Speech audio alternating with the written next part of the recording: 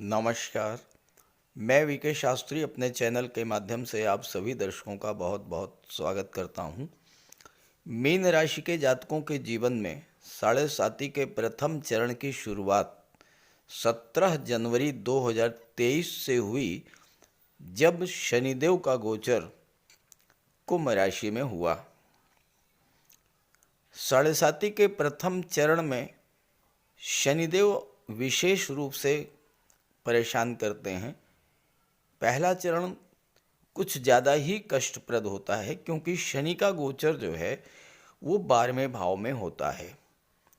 साढ़े साती के पहले चरण की शुरुआत हुए लगभग 1 वर्ष बीत चुके हैं और अभी 416 दिन शेष हैं प्रथम चरण को समाप्त होने में, और उसके बाद 29 मार्च 2025 से दूसरे चरण की शुरुआत हो जाएगी।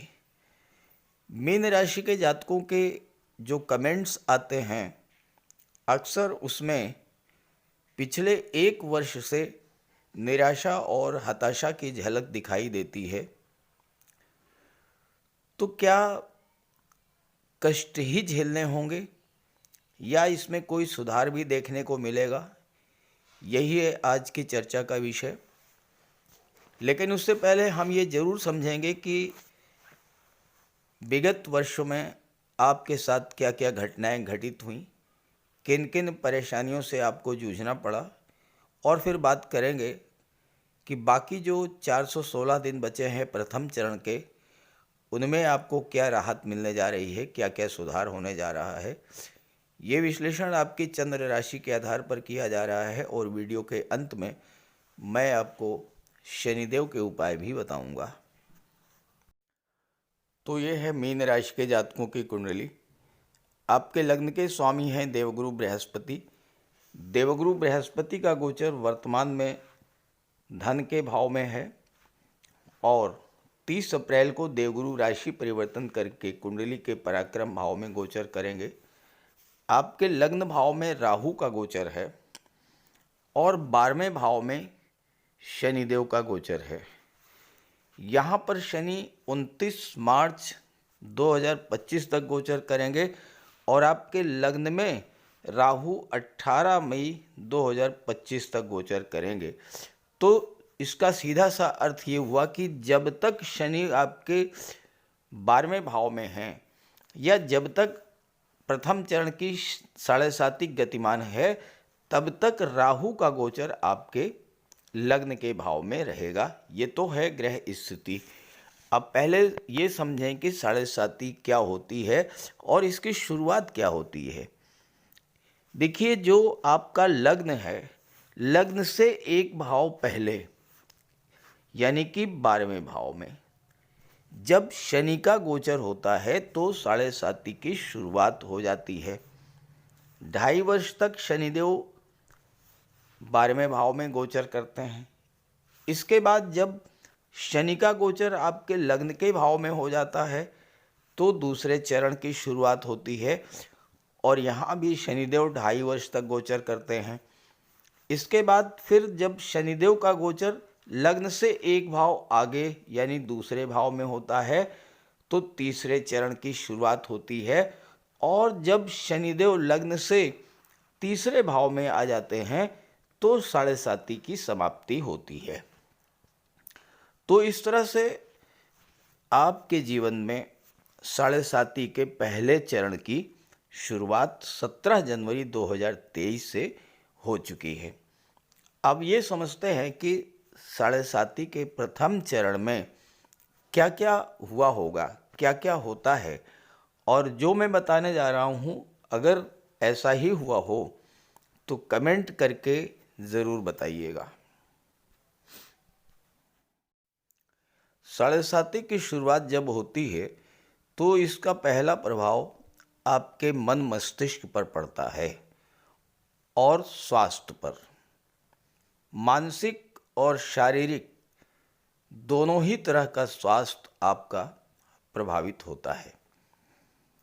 आपके मन में आलस्य की प्रवृत्ति बढ़ी होगी, काम को टालने की प्रवृत्ति बढ़ी होगी, आज का काम कल करेंगे, ये आपके नेचर में आ गया होगा और इसका दुष्परिणाम ये हुआ होगा कि कोई भी काम आपका पूरा नहीं हो पाया।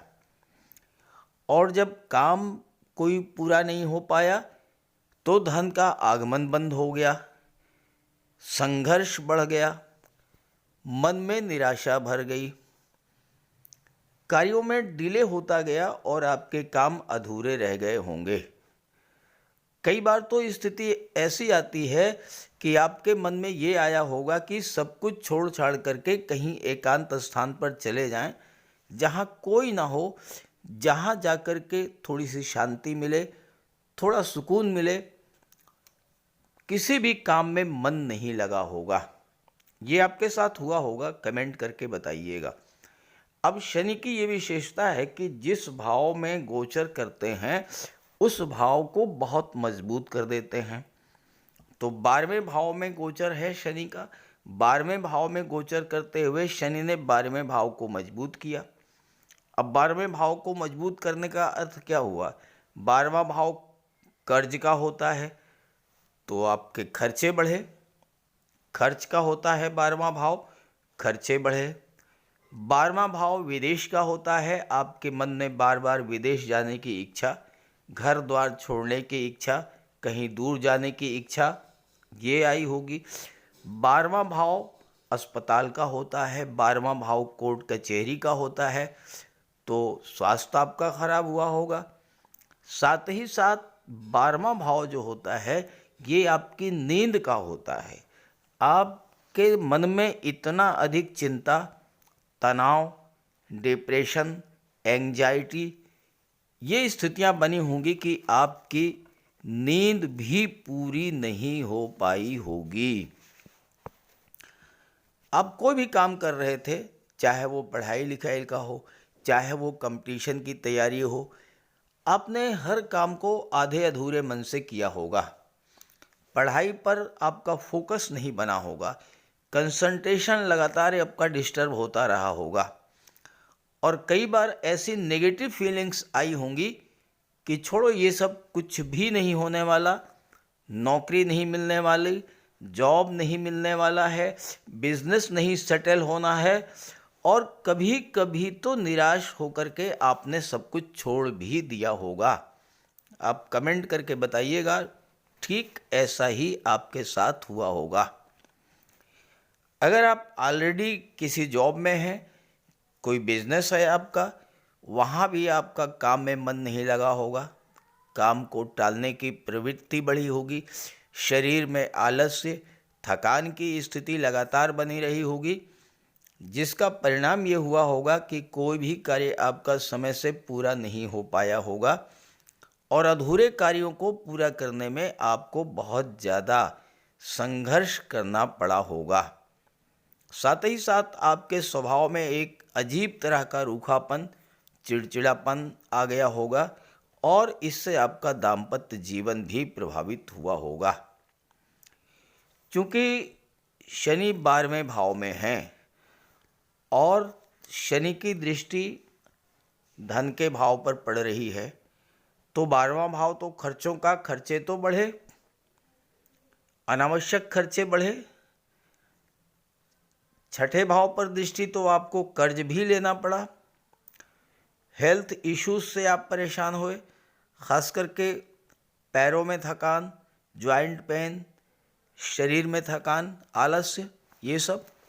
और धन के भाव पर जब दृष्टि पड़ी तो जो पैसा आपके पास था वह भी धीरे धीरे समाप्त होता चला गया। आपका बैंक बैलेंस भी धीरे धीरे शून्य हो गया होगा। वाणी में कटुता, रूखापन हुआ और इससे आपके रिलेशंस खराब हुए अपने परिवार के साथ और अक्सर आप अपने भाग्य को दोष देते हुए नजर आए होंगे। जब आपका मन काम में नहीं लगा होगा, निराशा ने बहुत ज़्यादा घेर लिया होगा आपको, तो आपके मन में कुछ ऐसे विचार आए होंगे कि चलो कहीं टूर एंड ट्रेवल्स पर चलते हैं, कहीं यात्राओं पे चलते हैं, घर को छोड़ के कहीं दूसरी जगह चलते हैं ताकि आपके मन को सुकून मिले। तो आपने यात्राएं भी की होंगी, लेकिन वो यात्राएं भी आपके लिए कष्टकर ही रही होंगी। और कुछ लोगों के साथ तो ऐसा भी हुआ होगा कि उन्होंने अपनी मातृभूमि को छोड़ करके अन्यत्र किसी दूसरे शहर में जाना पड़ा हो। अब प्रश्न ये है कि इतना कुछ तो हो गया, अभी 416 दिन बचे हैं, तो क्या अब कोई सुधार की गुंजाइश है, और अगर है तो किस तरह से होगी और क्यों होगी, आइए इसको समझते हैं। अब जो आने वाला समय है उसकी बात करें तो जो सबसे महत्वपूर्ण है वो शनि और राहु का संबंध। राहु आपके लग्न में गोचर कर रहे हैं, शनि राहु के नक्षत्र शतभिषा में गोचर कर रहे हैं, और शनि से दूसरे स्थान पर है राहु, पहला स्थान और दूसरा स्थान। तो इस समय शनि को राहु का सपोर्ट मिलेगा, और शनि जब तक 12वें भाव में है, यानी जब तक 7.5 का प्रथम चरण गतिमान है, तब तक राहु लग्न में ही रहेंगे, शनि से दूसरे भाव में रहेंगे। तो शनि जो फल अब आपको देंगे वो राहु के माध्यम से देंगे। अब यहाँ लग्न में राहु हैं, लग्न में जब राहु होते हैं तो व्यक्ति को अत्यंत चतुर चालाक बना देते हैं। राहु आपके व्यक्तित्व का विस्तार करेंगे, तो आपके मन में जो नेगेटिव थिंकिंग थी वो समाप्त होगी। हालांकि राहु चिंता, भय और अवसाद, डिप्रेशन ये सब देते हैं, ये इनका मूल स्वभाव है, लेकिन चूंकि इस समय गुरु की राशि में गोचर कर रहे हैं, मीन राशि में गोचर कर रहे हैं, इस कारण से राहु बाध्य हैं शुभ फल देने के लिए। तो आपके मन से जो नेगेटिव चीज़ें थी, चिंता, भय, तनाव, डिप्रेशन, काम में मन न लगना, आलस्य, थकान, इस तरह की चीज़ें हैं, वो अब धीरे धीरे समाप्त होंगी। राहु आपको बहुत अधिक चतुर चालाक बना देंगे। राहु यहाँ पर गोचर करते हुए आपकी सोच का विस्तार करेंगे, आप कुछ नए तरीके से सोचेंगे, कुछ नया करने की सोचेंगे, और उसमें आपको सफलता मिलेगी।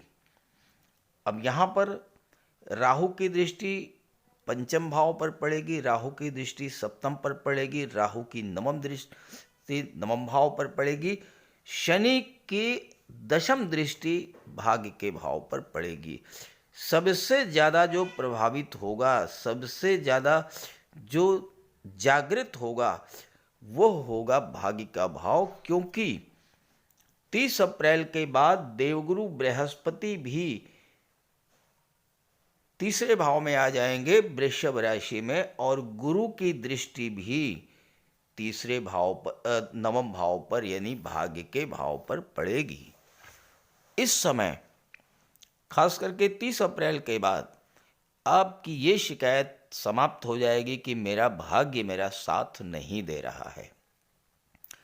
क्योंकि भाग्य भाव पर शनि, राहु, गुरु तीनों की दृष्टि पड़ रही है, तो ऐसे में भाग्य आपका पूरा पूरा साथ देगा। भाग्य का साथ देने से जो आपके अधूरे कार्य रह गए थे वो कार्य आपके पूरे होंगे, नए कार्यों को आप शुरू करेंगे, उसमें आपको सफलता मिलेगी। और राहु एक ऐसा ग्रह है जो कि जिसकी कोई लिमिट नहीं है। राहु धन देने पर आ जाए तो कोई लिमिट नहीं है, राहु कार्य का विस्तार करना चाहे तो कोई लिमिट नहीं है। राहु आपकी महत्वाकांक्षाओं को, आपके एम्बिशंस को यहाँ पर गोचर करते हुए बहुत अधिक बढ़ा देंगे, और गुरु के ज्ञान, शनि की परिश्रम की क्षमता के कारण आपको सफलता मिलेगी। हाँ, एक बात का विशेष ध्यान रखना होगा आपको। देखिए, भाग्य और कर्म दोनों, और साथ में पराक्रम। अब गुरु पराक्रम के भाव में एक साल तक गोचर करेंगे, यानी जब तक शनि 12वें में है, राहु लग्न में है, तब तक गुरु पराक्रम के भाव में बने रहेंगे तो भाग्य का पूरा पूरा आपको सपोर्ट मिलता रहेगा। पराक्रम पुरुषार्थ में वृद्धि होगी, ज्ञान में वृद्धि होगी, आपके चालाकी चतुराई में वृद्धि होगी और उससे आपको हर क्षेत्र में सफलता मिलेगी। और चूंकि शनि लाभ के भाव के स्वामी हैं, अब आपके इनकम में भी ग्रोथ देखने को मिलेगी। आय के साधन भी बढ़ेंगे और आपकी इनकम भी बढ़ेगी। पंचम भाव पर राहु की दृष्टि पड़ेगी तो अचानक से छात्रों का मन जो पढ़ाई से भटक रहा था, जो भटकाव की स्थिति बनी थी, वो समाप्त होगी और कंसंट्रेशन बढ़ेगा, पढ़ाई में मन लगेगा। और चूंकि छठे भाव के स्वामी आपकी कुंडली में सूर्यदेव हैं, जो कि गवर्नमेंट जॉब के नौकरी के कारक होते हैं, तो छात्रों को भी सफलता का योग बनेगा। अब यहाँ पर राहु की दृष्टि पड़ रही है सप्तम भाव पर और 30 अप्रैल के बाद देवगुरु बृहस्पति की दृष्टि भी पड़ेगी सप्तम भाव पर, तो सप्तम भाव जागृत होगा। जब सप्तम भाव जागृत होगा तो अचानक से आपके विवाह का योग बनेगा। आप काफ़ी समय से परेशान थे, विवाह नहीं हो पा रहा था, रिश्ते आ रहे थे लेकिन तय नहीं हो पा रहा था। 30 अप्रैल के बाद जैसे ही गुरु की दृष्टि पड़ेगी, राहु की दृष्टि पड़ ही रही है, आपके विवाह का योग बन जाएगा। व्यापार व्यवसाय में जो उठापटक थी, जो मंदी की स्थिति, वह समाप्त होगी। आपके पार्टनर ने, आपका व्यापार किसी पार्टनरशिप में था, आपके पार्टनर ने किसी तरह के आपके साथ चीटिंग की, किसी तरह का आपके साथ धोखा किया, कोई आपका पैसा डूबा, वो सारी चीज़ें भी अब रिकवर होंगी। खास करके 30 अप्रैल के बाद तो विशेष प्रभावी होंगे गुरु, राहु और शनि। तो ये गोचर आपके लिए जो शेष बचा है वो अच्छा रहेगा। बस 2-3 चीज़ों का ध्यान रखिएगा। एक तो भाग्य को जागृत रखना है, तो पिता, गुरु, बॉस और सीनियर्स, इनके साथ संबंध कभी भी खराब मत कीजिएगा। इनसे संबंध बना करके रखिएगा। गुरु का, पिता का आशीर्वाद लीजिएगा। अपने बॉस, अपने सीनियर्स की गाइडेंस में काम कीजिएगा। और चूंकि नवम भाव धर्म अध्यात्म का होता है, अपने आप को धर्म से, अध्यात्म से जोड़िएगा। शनि 12वें में बैठे हैं, धर्म कर्म से तो जुड़ना ही है आपको। 12वां भाव दान पुण्य चैरिटी का होता है। आप जितना अधिक गरीबों की मदद करेंगे, जितना दान पुण्य करेंगे, उतना ही 7.5 आपके लिए शुभ और लाभप्रद होगी। शनि छठे भाव पर दृष्टि डाल रहे हैं। जो छठा भाव होता है ये आपके एम्प्लॉइज का होता है, ये आपके वर्कर्स का होता है, आपके कर्मचारियों का होता है। आपके घर में कोई कर्मचारी हैं, कोई घरेलू काम के लिए आपने कोई नौकर रखा हुआ है, आपकी फैक्ट्री में एम्प्लॉइज़ हैं, आपकी इंडस्ट्री में एम्प्लॉई हैं, आपके कार्यालय में, ऑफिस में आपके अधीनस्थ कर्मचारी हैं, उनके साथ बहुत अच्छा व्यवहार कीजिएगा। अब देखिएगा 7.5 आपके लिए वरदान सिद्ध होगी। और साथ ही साथ शनिदेव का उपाय जरूर कीजिएगा और कम से कम एक बार गंगा स्नान अवश्य कर लीजिएगा। आप देखिए 7.5 आपको बहुत कुछ दे करके जाएगी। तो चलिए बात करते हैं उपायों पर। ज्योतिष शास्त्र में कहा गया है कि शनि जिस पर प्रसन्न होते हैं, यानी जिसका शनि ग्रह मजबूत स्थिति में होता है, तो शनिदेव रंक से राजा बना देते हैं। और शनि अगर कमज़ोर हुए, खराब हुए, तो राजा भी रंक हो जाता है।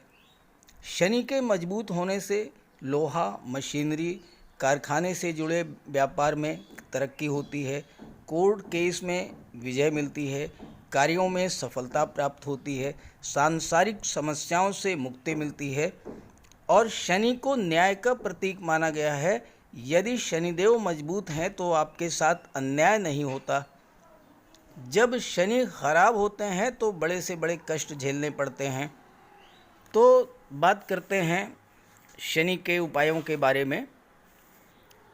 ऐसा कोई भी कार्य न करें जो कि शनि को पसंद नहीं है।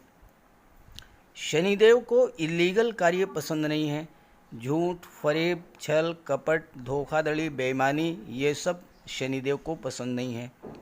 शनिदेव को परिश्रम, अनुशासन और व्यवस्था पसंद है। तो ऐसे कार्य कीजिए, गरीबों की मदद कीजिए, बुजुर्गों, दिव्यांगों को भोजन दीजिए, वस्त्र का दान कीजिए, किसी ओल्ड एज होम में जाकर के, किसी अनाथालय में जाकर के दान पुण्य का कार्य कीजिए, तो इससे शनि को बल मिलेगा। अगर आपका शनि कमज़ोर है तो आपको कम से कम 19 शनिवार व्रत रखना चाहिए। और इसके साथ साथ शनिवार के दिन एक कटोरी में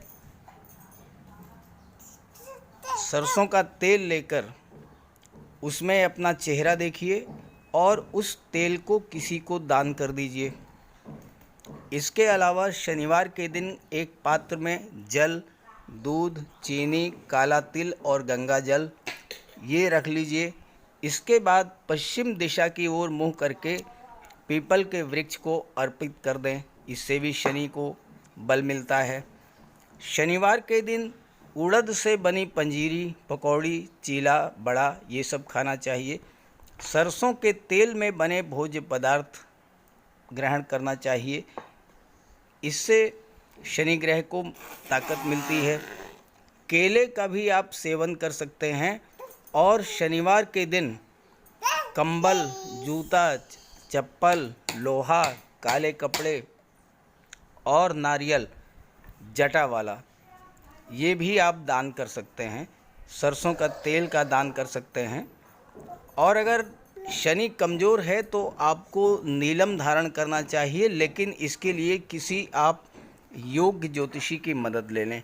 तो ये सब उपाय आप करेंगे तो आपको बहुत बड़ा लाभ मिलेगा। नमस्कार।